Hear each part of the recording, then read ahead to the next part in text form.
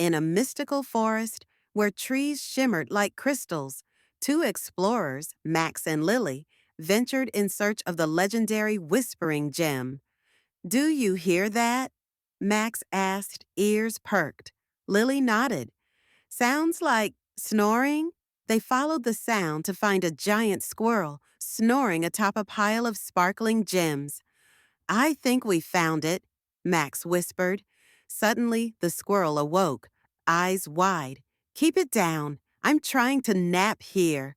Max and Lily burst into laughter, realizing the whispering gem was just a snoring squirrel.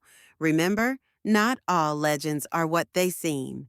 Hit the like button, subscribe, and leave a comment to support us.